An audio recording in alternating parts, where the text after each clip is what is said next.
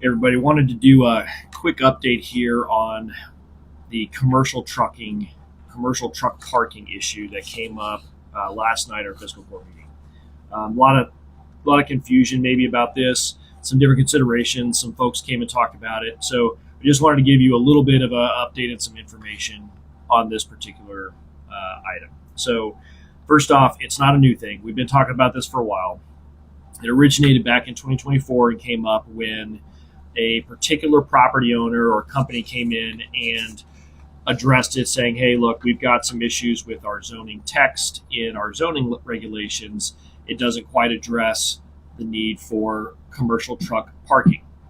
The Planning Commission came in and gave a presentation on it and basically said that there were a few different considerations, right? You've got consideration for overnight parking of trucks, you've got temporary staging of trucks, and you've got the difference between like commercial passenger type vehicles versus commercial trucks. When we say trucks, we're thinking tractor trailers, 18-wheelers, that kind of thing. So the Planning Commission's position was that our existing zoning regulations already permit commercial truck parking. In industrial zone or some other zones that permit things like a truck stop or a warehouse. So warehouses, if it's zoned for that, industrial, it allows for truck parking. If it's a truck stop, it allows for truck parking as well.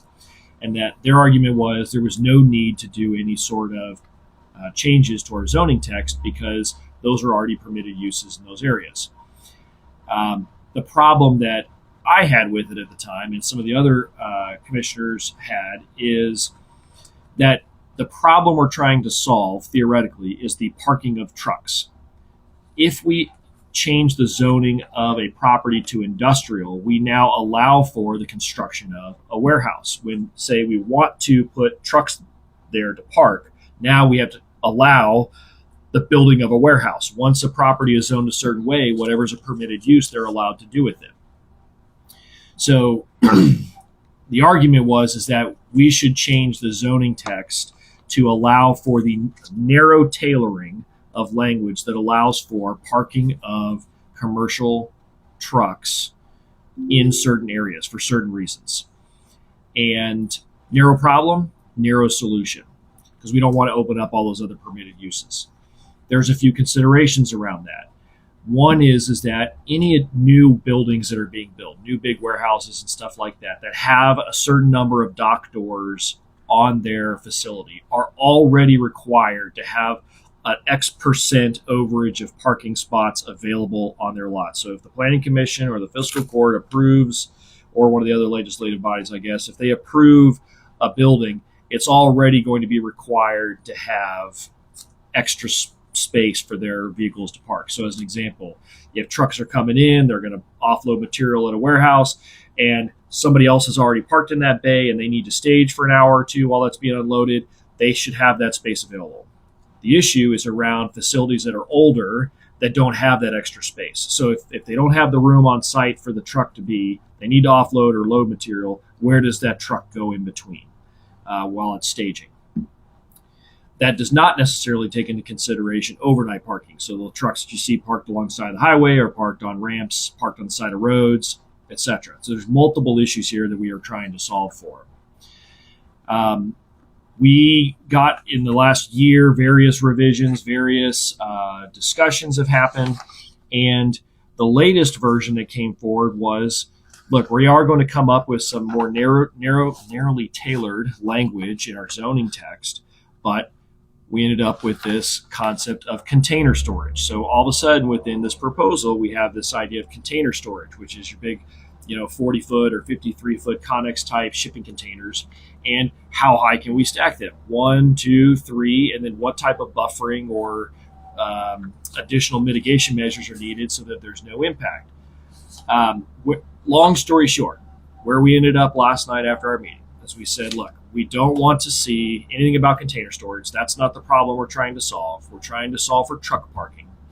And our biggest concern is what is that impact on residential areas? Because whatever we implement today is going to end up, so if somebody comes in tomorrow and says, hey, we want to take this piece of property and we want to allow truck parking on there, there is the potential that it's next to a residential area.